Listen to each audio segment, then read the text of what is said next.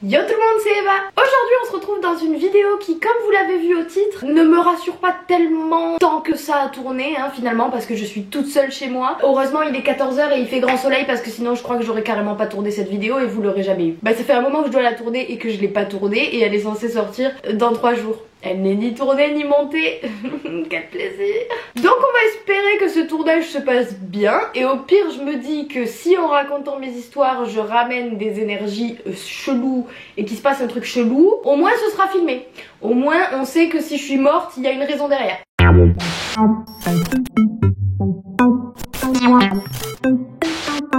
Aujourd'hui je vais donc vous raconter mes expériences paranormales. Je vais commencer par vous expliquer un peu mon rapport avec le paranormal, tout ça depuis que je suis petite. Je suis dans une famille de médecins et de profs, donc comment vous dire que c'est pas du tout dans ça qu'on baigne, mais alors pas du tout. Et pourtant depuis petite je faisais des rêves assez spéciaux. Au début quand j'étais petite c'était vraiment très précis, c'est-à-dire qu'il allait avoir un passage dans mon rêve que j'allais raconter mot pour mot le matin en me réveillant à ma mère, et ça se passait devant les yeux de ma mère, devant mes yeux, devant les yeux de ma soeur et tout. Et par contre pour ma soeur c'était drôle et elle se foutait de ma gueule en me disant vas-y tu veux pas t'endormir, faire un rêve pour retrouver ma bague et après tu te réveilles, tu me dis où elle est. Sauf que bien évidemment ça ne marchait pas comme ça. Puis j'ai grandi et là il y a commencé à avoir d'autres choses que les rêves, c'est les ressentis. C'est-à-dire que déjà chaque fois que j'approche c'est de plus en plus. Plus je grandis plus c'est intense. Chaque fois que je suis près d'un cimetière, même si j'ai pas vu le cimetière et que je sais pas qu'il y a un cimetière, je vais commencer à avoir mal à la tête. Je dis il y a un cimetière, on avance un peu la voiture avec ma soeur et au final il y a un cimetière. Tu vois le délire, à chaque fois c'est ça. Après pareil dans des endroits où je vais pas me sentir bien et que généralement soit il y a eu des décès, soit la personne est décédée pas à cet endroit mais de son vivant c'est là où elle était souvent, et du coup même chose, mal de tête, tête qui tourne, etc. Et après là en 2 ans il s'est passé beaucoup trop de trucs pour moi. Je ne sais pas ce que j'ai fait avec mes énergies, mais j'ai dû ouvrir un truc parce que depuis 2 ans il ne m'arrive que des trucs au taquet chelou. Et genre même mes potes qui sont très rationnels, des fois ils me disent mais pas possible. Du coup je me suis moi-même nommée Eva la folle du village. Il y en a quand même qui se sont expliquées, c'est pour ça que je vais pas vous les raconter dans cette vidéo. Là je vais vraiment vous raconter les plus... celles où j'ai vraiment pas d'explication et que je suis limite prête à mettre ma main à couper que c'est du paranormal. Vous voyez ce que je veux dire? Donc on a une première histoire qui est plutôt mignonne, qui fait pas forcément peur. Une deuxième histoire qui moi m'a terrifiée mais qui pour vous va être extrêmement drôle parce que généralement quand je la raconte ça fait rire les gens. Moi je l'ai vécu, c'était pas drôle. Ma mère aussi l'a vécu, c'était pas drôle non plus pour elle. Et la troisième histoire par contre est terrifiante et avec une preuve photo. Donc n'hésitez pas à rester jusqu'à la fin de la vidéo. Et oui, je pense que cette vidéo va être assez longue à regarder, donc n'hésitez pas à prendre quelque chose à boire, quelque chose à manger, à fermer vos petits volets, à vous mettre totalement dans le noir pour une immersion totale dans le monde de la folle du village. Première histoire, c'est une histoire plutôt mignonne, elle fait pas forcément peur. J'ai malheureusement perdu mon grand-père quand j'avais 14 ans. C'était vraiment la figure de la famille, vous voyez le délire? Donc on a un peu toutes mal vécu le deuil. À ce moment-là, à mes 14 ans, c'était une période pour moi qui était assez compliquée, embrouille familiale, la perte de mon grand-père, au collège ça allait pas du tout, etc. Du coup il commençait déjà un peu à se passer des choses autour de moi, mais je le remarquais pas forcément, parce que je voulais pas que ça arrive en fait. À l'époque ça me faisait vraiment peur et je voulais pas que ça arrive, c'était pas mon délire, j'arrivais même pas à regarder un film d'horreur avec mes copines, je voulais pas en regarder. Bref, les années passent, ma mère reprend contact avec une amie à elle qui s'appelle Martine et qui est très spirituelle dans le monde de la spiritualité, etc. Elle tire les cartes, etc. Elle a une amie qui est aussi énergéticienne, etc. Et du coup j'ai pu parler un peu plus de certains trucs bizarres qui m'étaient arrivés avec elle. Et du coup on va dire j'ai un peu, pas pris la confiance mais pris conscience de certaines choses. Et j'ai commencé à me renseigner, j'aurais peut-être pas dû. Et du coup on arrive à cette fameuse semaine où je sais pas trop ce qui s'est passé. J'ai passé toutes les nuits pendant 6 jours, donc c'est pas vraiment une semaine mais j'ai passé toutes les nuits à faire à peu près le même rêve. C'est-à-dire que grosso modo c'était construit dans le rêve, c'était mon grand-père s'était réveillé de sa tombe et du cimetière, on va dire. Alors ça je le voyais pas, mais en gros il était là avec nous dans la pièce et il nous expliquait que c'était une erreur médicale. Enfin c'était le médecin qui nous expliquait que c'était une erreur médicale, que mon grand-père du coup il était pas réellement mort et tout. C'était un peu ça le délire du rêve. Donc déjà c'est un peu bizarre, tu vois. C'était bizarre parce que tous les personnages de mon rêve, je savais que c'était irréel, mais mon grand-père, j'avais vraiment ce sentiment que c'était mon grand-père. Genre c'était le seul qui allait réellement me regarder, réellement me poser des questions sensées sur ma vie et sur des choses que j'étais en train de faire dans ma vie. À cette époque-là, j'étais en train de passer une formation marketing digital. Il me demandait comment se passait ma formation et tout, enfin c'était vraiment bizarre. C'était le seul avec qui dans mon rêve j'arrivais à avoir une vraie conversation. Et ça dure une semaine comme ça, et puis cette semaine là c'est vrai que je me suis sentie vraiment faible énergétiquement parlant. Genre j'étais très fatiguée, je faisais que dormir. J'étais capable de m'endormir genre de 23h à midi et de faire une sieste de 15h jusqu'à 19h sans problème. Et puis arrive le dernier soir où je rêve de lui, et entre temps j'en avais parlé à ma mère 2 jours avant que ça se termine. J'avais dit c'est bizarre, je fais que faire le même rêve, ça se déroule pas forcément pareil mais c'est la même histoire, c'est comme si c'était une suite. Et elle me dit c'est bizarre mais t'as toujours eu des trucs bizarres ma chérie, donc vois comment ça se passe, tu vois. Et du coup ben voilà, le dernier soir je rêve de lui et là je sais pas pourquoi on n'est plus dans le salon et on est dans la salle de bain de chez ma grand-mère et il y a 2 lavabos. Et alors j'ai trouvé cette scène assez bizarre parce qu'on n'a jamais fait ça dans la vraie vie. On était assis sur le meuble des lavabos et il était là, j'étais là, et puis d'un coup il se tourne vers moi, il me dit tu sais Eva, je vais pas pouvoir continuer à rester longtemps, j'ai plus d'énergie, t'as plus d'énergie. Et moi je réponds pas parce que je comprends pas ce qu'il me dit, parce que ben, pour moi c'était encore quelqu'un du rêve, genre même si j'avais des doutes, pour moi ça faisait partie de mon rêve, tu vois. Et là il me regardait vraiment en mode je peux plus rester, je sais que ça t'a fait du bien que je passe, parce que c'était une période compliquée aussi pour moi, donc, genre vraiment en mode je dois partir maintenant, on n'a plus l'énergie de continuer à ce que je vienne te rendre visite, je dois partir. C'était vraiment bizarre et c'était un peu comme un au revoir. Je me suis juste réveillée, j'ai plus rêvé de lui, genre j'ai plus jamais rêvé de lui comme ça. Il n'a plus jamais réapparu dans mes rêves comme ça. Genre là c'était vraiment lui. Je sais pas comment vous expliquer parce que d'autres fois j'ai rêvé de lui, oui bien évidemment. Mais c'était mon image de rêve. Et je devais reprendre rendez-vous avec mon énergéticienne. Du coup j'ai repris rendez-vous avec elle et je lui ai évoqué ça. Et elle m'a dit ben oui c'est totalement lui, c'est parce qu'il a certains messages à faire passer. Et vu que toi t'es la plus réceptive, ben il est passé par toi. Alors que c'est grave bizarre parce que mon grand-père n'était pas du tout quelqu'un de spirituel ou quoi que ce soit, c'était vraiment quelqu'un de très philosophe, c'était un prof, c'était, t'as compris, tu vois, c'était quand même quelqu'un de terre à terre. Et elle m'a dit il est passé par toi parce que le canal le permettait en fait, tout simplement. Là c'est devenu encore plus bizarre parce que du coup à travers moi elle a pu poser des questions à mon grand-père. Et par exemple elle m'a dit quelque chose, elle m'a dit ton arrière-grand-père, du côté de ton grand-père, tu sais des trucs. Et puis là je me retrouve con parce que ben, je me rends compte qu'on m'a jamais parlé de mon arrière-grand-père, genre vraiment on ne m'en a jamais parlé. Enfin on l'a peut-être évoqué mais je m'en suis jamais rendu compte. Du coup je lui dis non et tout et là elle commence à me dire plein de trucs bien précis sur l'histoire de mon arrière-grand-père, sur la relation qu'il a pu avoir avec mon arrière-grand-mère que j'ai connue et mon grand-père, etc. Ça remue un peu les émotions, tout ça, je suis pas bien, mais je sais pas si ce qu'elle m'a dit cette femme au final c'est vrai ou pas, puisque je connais pas l'histoire de mon arrière-grand-père. Donc je descends en pleurs dans la voiture de ma mère et je lui raconte. Et là elle se met à pleurer et elle me dit bah je sais pas si tout ce qu'elle t'a dit est vrai. En tout cas moi il y a certains trucs qu'elle t'a dit que c'est impossible que toi tu le saches, puisque ça date d'il y a des années qu'on en a plus jamais reparlé. Et elle m'a dit la seule qui peut répondre à tes questions c'est Mémé, ma grand-mère. Et du coup j'ai appelé ma grand-mère, raconté ce que l'énergéticienne m'a dit et elle m'a dit bah oui ça s'est passé comme ça, il s'est passé ci, il s'est passé ça. C'est des choses un peu trop personnelles pour que je vous les raconte sur YouTube, mais j'ai trouvé ça quand même ouf. Tout ce qui s'est passé, au final ça m'a servi à faire mon deuil envers mon grand-père et maintenant je le vis beaucoup mieux. Je dis pas que je suis pas triste qu'il soit décédé, je serai toujours triste, c'était mon grand-père d'amour bien évidemment. Mais ça m'a beaucoup aidé à pouvoir lui dire au revoir, à comprendre des choses sur ma famille que j'avais peut-être besoin de comprendre pour avancer et pour comprendre l'histoire de ma famille tout simplement. Donc voilà, c'était petite histoire mignonne et maintenant les amis on passe à la chose sérieuse, donc si vous êtes une âme sensible, je vous déconseille de regarder la suite de cette vidéo. En fait les histoires elles vont vraiment crescendo.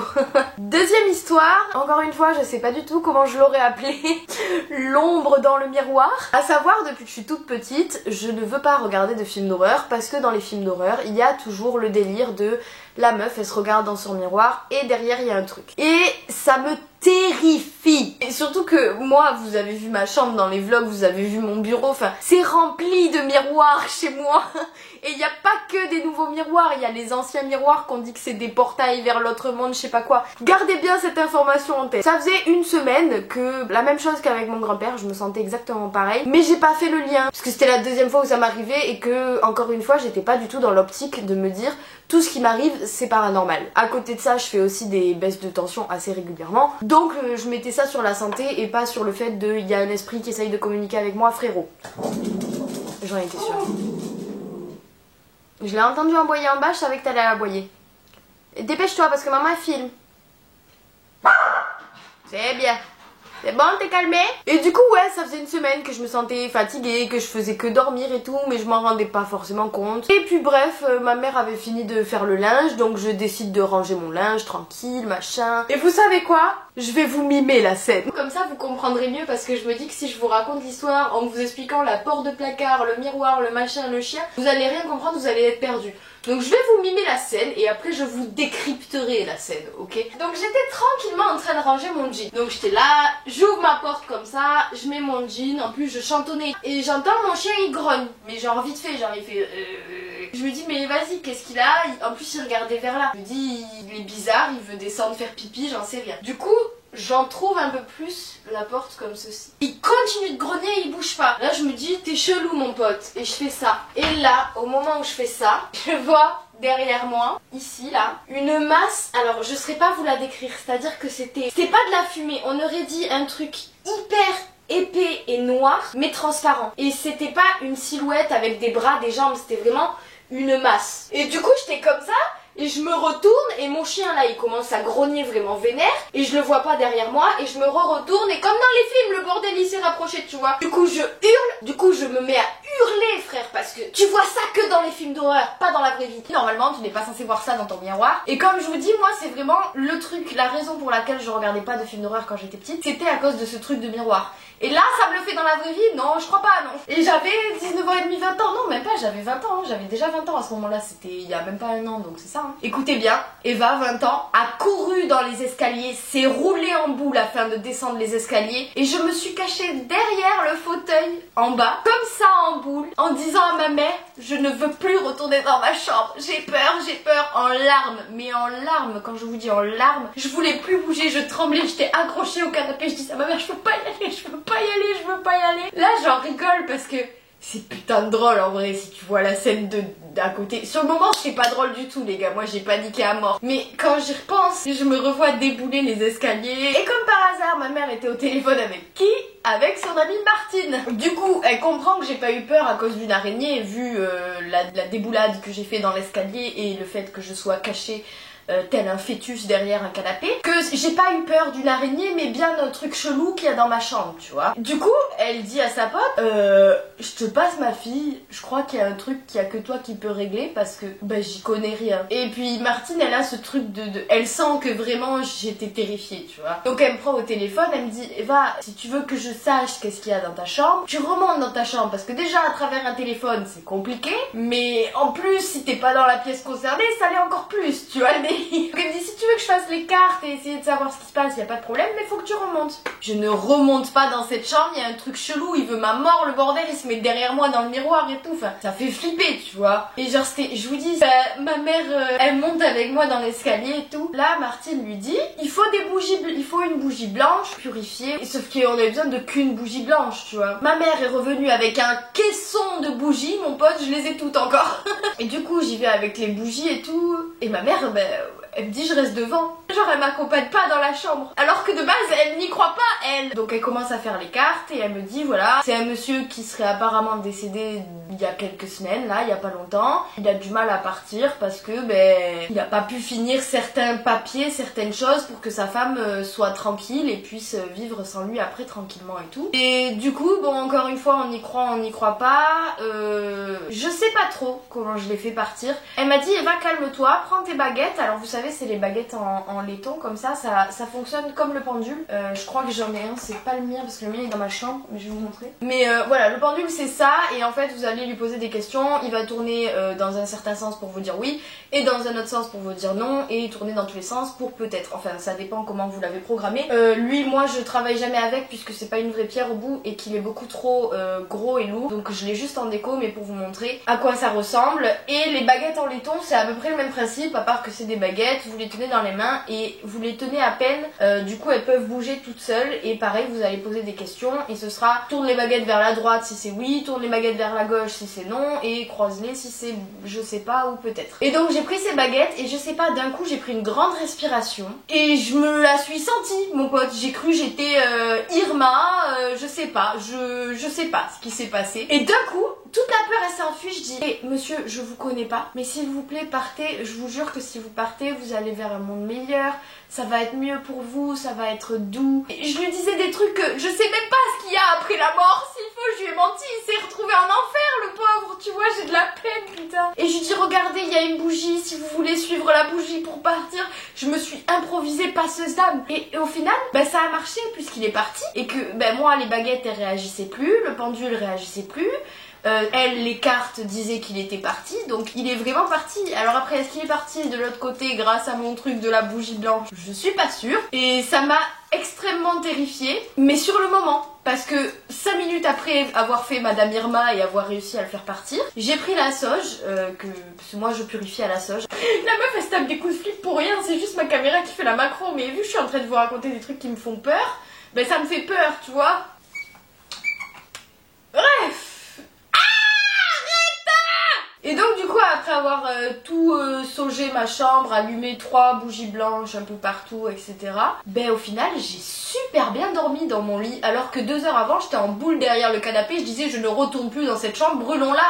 Mon dieu, tu vois. Ça faisait un moment que je dormais mal en fait, et parce que je pense que ça faisait un moment que cette personne essayait de rentrer en contact avec moi, parce que je sais pas, il a peut-être senti que je pouvais communiquer avec lui, j'en sais rien. Et vu que je sais pas gérer la chose, il a bien fallu qu'il me fasse réagir au bout d'un moment. Il a dû, je sais pas, j'ai dû dire à un moment dans la semaine, mon truc c'est les miroirs, j'ai peur, ou je sais pas. Et du coup il s'est servi de ma phobie pour me réveiller et dire eh oh je suis là poto, c'est moi qui te permets de ne pas dormir la nuit.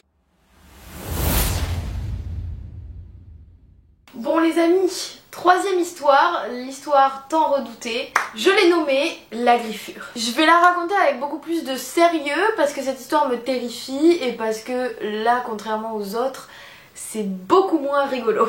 Il y a un mois de ça à peu près, j'ai malheureusement perdu quelqu'un de ma famille. Je suis donc allée à l'enterrement et puis en fait...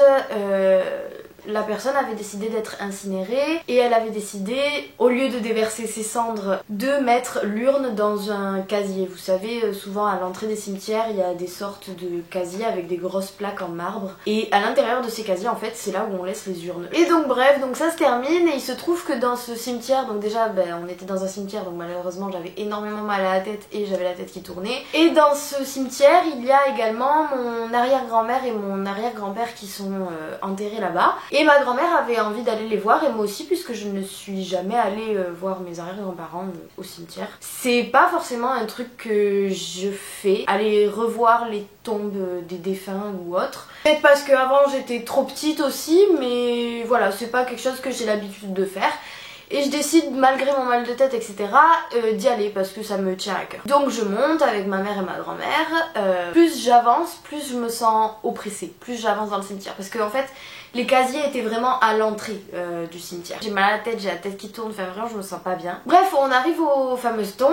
Et puis, juste après avoir remis le bouquet, je reste vraiment genre 3 minutes et je commence vraiment à pas me sentir bien, à avoir envie de vomir, genre une nausée mais infernale. Je dis à ma mère, je peux plus, il faut que je sorte. Donc ma mère me dit sors parce que là vraiment tu vas finir par nous faire un malaise et c'est pas du tout, mais alors pas du tout le moment de faire un malaise, tu vois. Donc du coup je commence à redescendre toute seule et je vois pas, mais il y avait ma tati un peu plus loin, genre à je sais pas 3-4 mètres de moi, tu vois, mais je vois pas. Je me sens vraiment de plus en plus mal, genre vraiment plus je restais longtemps dans le cimetière, plus je me sentais mal et oppressée, c'était un truc de ouf. Donc j'ouvre le portillon pour sortir et là, au moment où je vais pour le refermer derrière moi, je sens mon dos me chauffer. Mais quand je vous dis me chauffer, c'est vraiment genre comme quand vous restez longtemps au soleil et que ça vous brûle d'un coup. Mais exactement la même sensation. Et vu qu'il faisait soleil ce jour-là et que j'étais en noir, je me suis dit c'est ça. Mais c'est vrai que c'est bizarre que ce soit d'un coup comme ça. Donc je fais pas forcément gaffe, je m'assois sur le trottoir d'à côté pour pouvoir tranquille me poser et me reprendre mes esprits parce que j'étais vraiment pas bien. Et il y avait vraiment que de l'herbe derrière moi, il y avait pas d'arbre. L'arbre il était collé au mur, tu vois, et moi j'étais loin de l'arbre. Et en plus j'avais un gros pull noir que je mets souvent, vous l'avez déjà vu,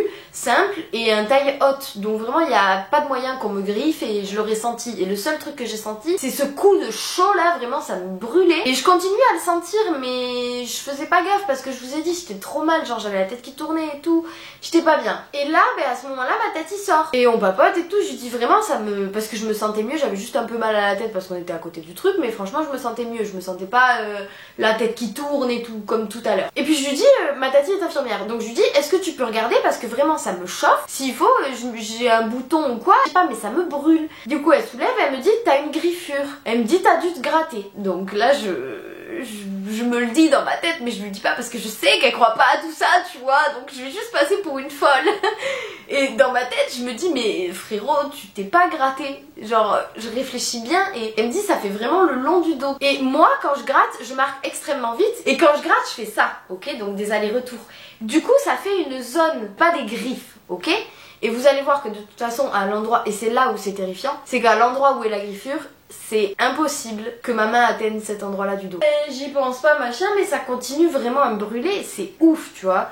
Ma tati elle part, ma mère arrive avec ma grand-mère et je dis à ma mère s'il te plaît regarde parce que tati me dit que j'ai une griffure mais je suis persuadée de pas m'être grattée. Et là ma mère elle regarde et elle me dit pour moi c'est quelqu'un qui a essayé de te rattraper dans le cimetière. Super rassurant venant de sa mère qui ne croit pas du tout à ça normalement, génial. Ben là j'ai commencé à paniquer, je me mets à pleurer parce que vraiment j'ai peur et tout et je sais toujours pas à quoi ça ressemble, je n'ai toujours pas vu à quoi ça ressemblait, on n'a pas pris de photo, rien pour l'instant. Bref, on rentre à la maison familiale où on se rejoint tous. Là du coup je demande à ma mère si elle peut prendre en photo et ça faisait déjà bien 1h30. Je vous mets les deux photos tout de suite à l'écran. Voilà, je vous laisse juger par vous-même. Impossible que ma main atteigne cette zone-là. Genre moi, ma main, elle fait ça. Ok, elle va sur le côté. Là, c'est pareil. Elle va sur le côté. Au max où je peux aller, attends. Le max où je peux aller, c'est ça. Mais encore, ça part sur le côté, putain. Donc c'est impossible, putain, mais j'en ai marre. Plus je me fais les mouvements, plus je me rends compte que c'est impossible que ce soit moi qui me suis fait ça. Et dites-vous que les marques sont restées pendant 6 heures. Donc explication rationnelle, je n'en ai pas. Par contre, le soir, j'ai décidé d'appeler l'amie à ma mère, Martine, encore une fois, puisque c'est celle dans mon entourage qui s'y connaît le plus. Et donc je lui envoie les photos et elle me dit effectivement, c'est bizarre, mais moi je peux rien te dire.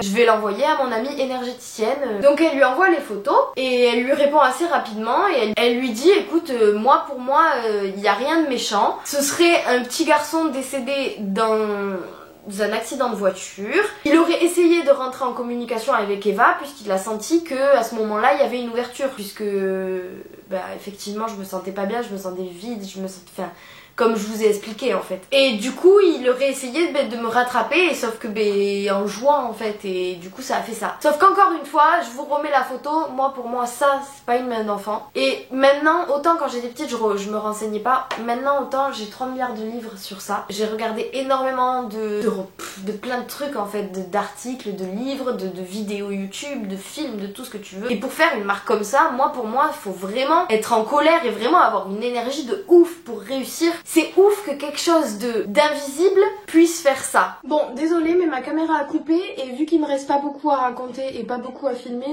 j'ai la flemme de la recharger, donc on va finir au téléphone. Vraiment de la force que quelque chose d'invisible puisse faire une marque aussi visible. Ça me perturbe. Et après, la théorie de ma maman, c'est que effectivement dans ce cimetière, il y a énormément de branches de ma famille et d'ancêtres du coup à moi. Est-ce que c'est ça aussi qui a fait que je me suis pas sentie bien à l'intérieur du cimetière? Je sais pas. Il y a beaucoup de facteurs qui font que c'est bizarre. Donc voilà tout le monde, j'espère que cette vidéo vidéo vous aura plu. Moi, je vais me détendre devant une bonne petite série parce que là, j'ai un petit peu peur de vous avoir raconté la dernière histoire parce que, comme je vous ai dit, vu que j'ai pas d'explication, j'ai peur que ce soit accroché à moi ou quoi. Normalement, non, parce que j'ai tout fait, tout ce qu'il fallait. N'hésitez pas à aimer cette vidéo si elle vous a plu et à vous abonner. Et également à me dire dans les commentaires si vous souhaitez un épisode 2. En attendant, moi je vous fais de gros bisous et je vous dis à dans 2 semaines dans une prochaine vidéo. Bye!